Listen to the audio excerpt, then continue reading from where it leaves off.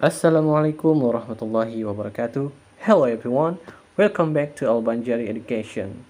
Today we are going to learn about prediction using will, may, and might. Ya, hari ini kita akan belajar membuat kalimat prediksi. Ketika kita membuat kalimat prediksi, kita akan memakai tiga buah kata ini. Will, may, and might. Bagaimana cara menggunakannya? Saksikan terus video ini. Oke, jadi yang pertama kita perlu mengenal signal words atau kata keterangan waktu. Keterangan waktu sangat penting sebagai keterangan agar jelas kapan prediksi kita akan terjadi. Nah, contoh yang pertama adalah today. Today artinya adalah hari ini. Dalam kalimat prediction, kata today bermakna prediksi kita akan berlangsung sekitaran hari itu. Misalnya, saat pagi hari ditanya oleh ibu mau pergi kemana, maka kita bisa mengatakan siang ini mungkin akan bermain di tempatnya teman kita ya. Jadi kita bisa bilang today I will go to Tommy's house. Nah, misalnya Tommy adalah nama teman kalian. Jadi kalian menggunakan kata today.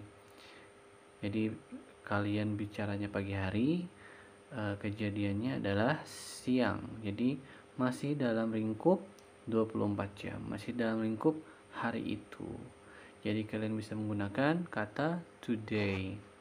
Selanjutnya kata yang paling umum, kata yang paling biasa dipakai yakni tomorrow. Jadi dengan kata tomorrow jelas ini menunjukkan future, masa depan ya. Jadi kalian memprediksi sesuatu yang terjadi di masa depan jelas menggunakan kata tomorrow. Contoh untuk kata tomorrow kita bisa membuat kalimat seperti ini. Tomorrow you will visit your mother's home. More or less like that guys. And then kita lanjut ke yang ketiga ya, soon. Soon di sini bermakna segera. Jadi ketika kita bilang soon berarti prediksi kita ini tidak lama lagi akan terjadi.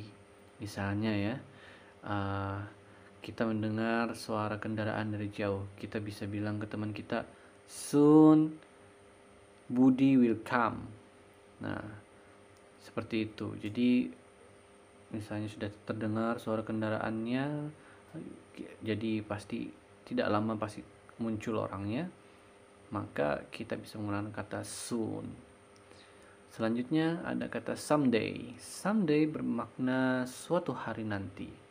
Nah, di sini bisa kita berarti hari ini, bisa besok, bisa besoknya lagi. Jadi someday, harinya tidak jelas ya. Pokoknya suatu hari nanti. Contoh kalimatnya, someday I will be a father. Someday you will be a mother of my son. Wah, seperti itu ya. Jadi kalian bisa membuat kalimat dengan someday. Biasa dipakai kalau kalian memang belum yakin atau belum tahu waktu tepatnya kapan. Lanjut, kita ada keterangan waktu yang lain yakni this. Jadi bisa this afternoon, this week, this month, dan lain sebagainya. Jadi penggunaan kata this diikuti dengan keterangan waktunya, maka itu bisa menjadi sebuah signal word terkait dengan prediction juga. Contohnya, this morning I will meet my friend. This afternoon I will go to my home. And this evening I will visit a very famous restaurant. Jadi kita bisa pakai kata this di situ. Oke, lanjut. Terakhir ada kata next. Diikuti dengan keterangan waktu week ya, year, month, misalnya jadi next week, next year, next month. Jadi bermakna future jelas sekali. Minggu depan, tahun depan, bulan depan, dan lain sebagainya. Contoh kalimatnya ya. Next week we will have a test. Next week we will have a surprise. So next is the very common ya, biasa kita pakai sebagai prediction karena memang salah satu juga keterangan untuk future. Oke, setelah kalian mengetahui terkait dengan signal words, jadi sekarang kita lanjut lagi dengan the form ya, atau formulanya atau rumusnya. Bagaimana membuat prediction. Jadi untuk kalian positif mudah saja, tinggal dibuat subjeknya di depan, lalu diikuti dengan will atau may atau might ya. Setelah itu kalian tambah dengan verb 1. Tidak boleh verb 2, tidak boleh pula verb 3. Harus verb 1. Dan tidak boleh juga ditambahi s, tidak boleh ditambahi ing, dan tidak boleh ditambah ed. Jadi fix harus verb 1 dalam bentuk paling biasanya. Oke, kita lanjut lagi. Kalau dalam bentuk negatif kita tinggal tambah not setelah will, may atau might. Jadi subjek will, may atau might tambah not baru ditambah verb 1. Dan untuk kalimat tanya kurang lebih seperti biasa, tinggal dipindah ke depan will, may atau might-nya, baru subjeknya, dan baru lagi verb 1. Jangan lupa taruh kalimat tanya di situ atau tanda tanyanya. Kita lanjut ya. Selanjutnya kita akan fokus ke will dulu. Sebelum kita mengetahui fungsi will sebagai prediction, coba kita cek dulu fungsi-fungsi lainnya. Fungsi will yang pertama yakni sebagai voluntary action ya, sebagai gimana ya ceritanya itu, kalian tidak merencanakannya tetapi kemudian sukarela melakukannya. Misalnya kalian lihat orang tua kalian membawa barang yang berat. Kalau kalian datang mau membantu, kalian bisa bilang, give me the basket, I will carry it. Ya, jadi I will carry. Jadi fungsi will di sini sebagai a voluntary. Kalian tidak ada rencana sebelumnya, nggak mungkin kan kalian sebulan yang lalu merencanakan saat itu kalian akan menolong ibu, tidak. Jadi kalian melakukannya itu spontan sebagai bentuk sukarela, tidak ada paksaan juga. Jadi di situ fungsi will sebagai voluntary action. Contoh yang lain, ketika kalian lapar ya, are you hungry? I will make you a sandwich. Nah itu contoh yang menarik ya. Jadi ketika kalian lapar, lalu ada yang nanya ke kalian, are you hungry? I will make you a sandwich. Jadi orang itu dia sukarela ya, dia melihat kita lapar langsung aja kepikiran mau nolong, mau bikinkan sandwich. Sebelum itu dia nggak ada rencana, tapi kebetulan karena mungkin muka kita memelas jadi dia mau bikinkan. Nah kayak gitu. Ada contoh yang lain lagi nih ya, ketika kalian di rumah nggak ada orang, ada TV nyala ya, jadi kalian bilang, I will turn down the TV. It is too noise ya. It is too loud. Jadi karena TV-nya nyala, berisik. Jadi kalian matikan aja. Nah, jadi sebenarnya kan nggak ada rencana, kebetulan kalian lewat di kamar itu, di ruangan itu, lalu ada TV yang menyala, yang berisik, ya udah kalian matiin aja, gitu. Jadi inilah salah satu fungsi dari to be, maksudnya dari will. Nah, jadi will itu bisa kita gunakan sebagai voluntary action. Tidak ada rencana, tidak ada paksaan. Fungsi lain dari will adalah sebagai a promise. Jadi kalian membuat sebuah janji, kalian bisa menggunakan kata will. I will love you forever. Jadi itu will di sini konteksnya adalah kalian berjanji, bersumpah bahwa kalian akan mencintai selama-lamanya. Seperti itu ya. Bisa juga kalian bilang, can I borrow 100 million rupiah? Wah, mau minjam uang 100 juta misalnya. I will pay you back next week misalnya ya. Jadi kita akan bayar misalnya minggu depan. Jadi I will pay you next week. I will pay you back next week. Jadi di situ will di sini artinya adalah promise atau janji, bukan voluntary action ya. Jadi bukan juga prediction. Jadi di sini adalah sebagai janji. Jadi fungsi will di kalimat ini sebagai penekanan bahwa kita akan pasti melakukannya nanti. Nah, seperti itu. Setelah memahami dua fungsi lain daripada will, kita akan mempelajari fungsi yang jadi topik kita hari ini ya. Topik kita hari ini adalah prediction. Jadi kata will selain sebagai voluntary action, lalu sebagai promise, kita juga bisa menggunakan will untuk prediction. Bagaimana contoh kalimatnya? Yang pertama adalah how do you think the weather will be tomorrow?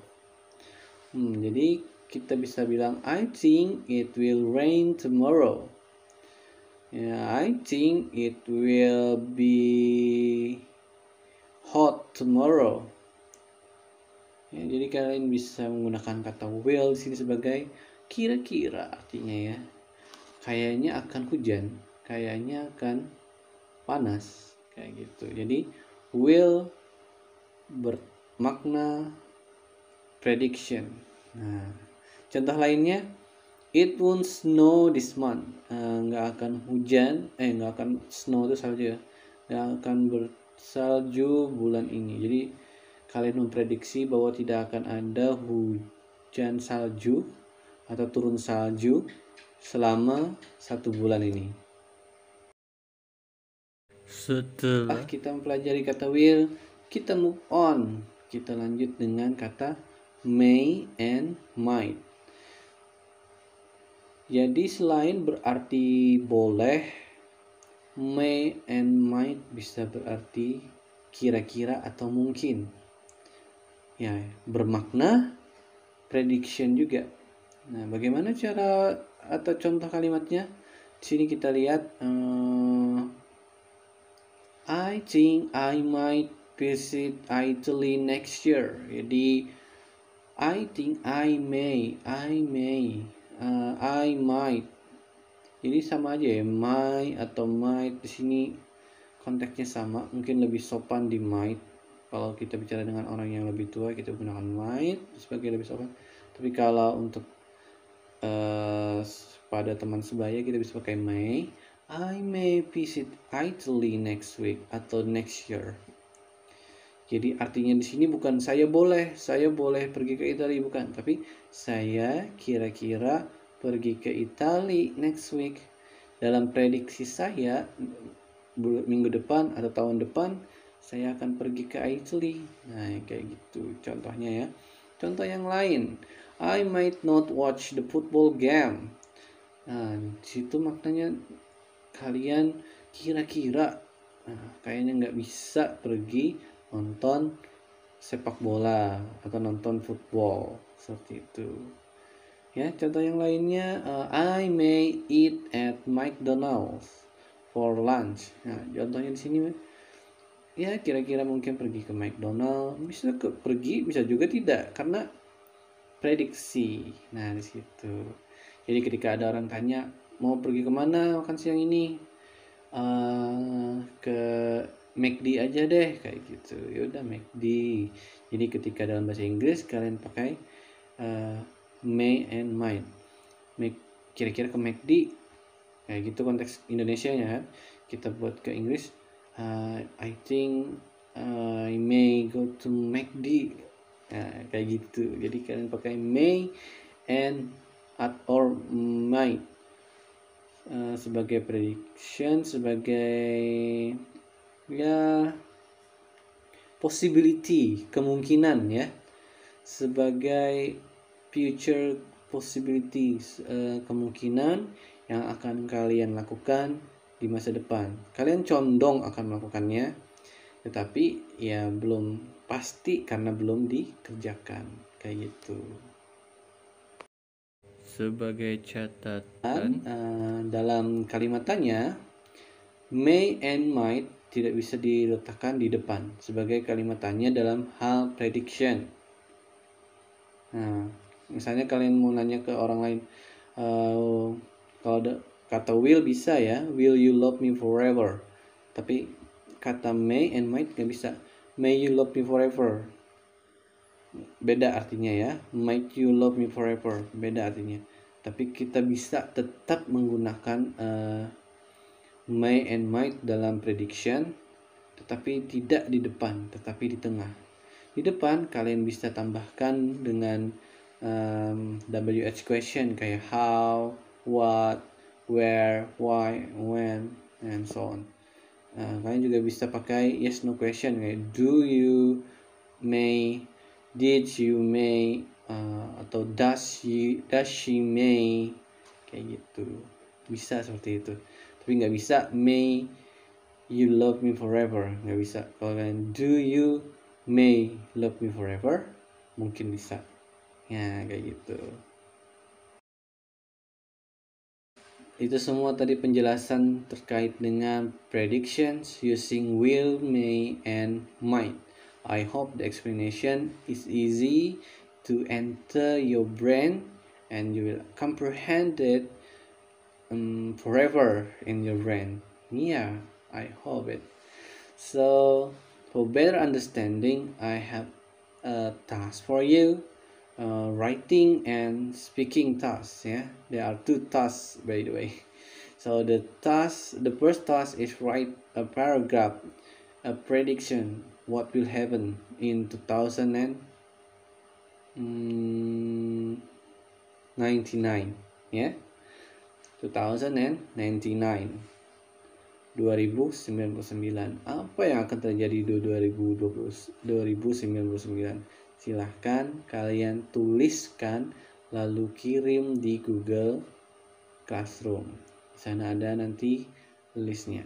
Selanjutnya ada pula tugas speaking. Jadi apa yang sudah kalian tulis, kalian baca. Tapi baca bukan sembarang baca. Ini adalah baca lalu direkam lalu diupload ke IG kelas kalian. Oke? Semangat ya, semoga tugas ini membuat kalian lebih paham, lebih semangat lagi belajar bahasa Inggris.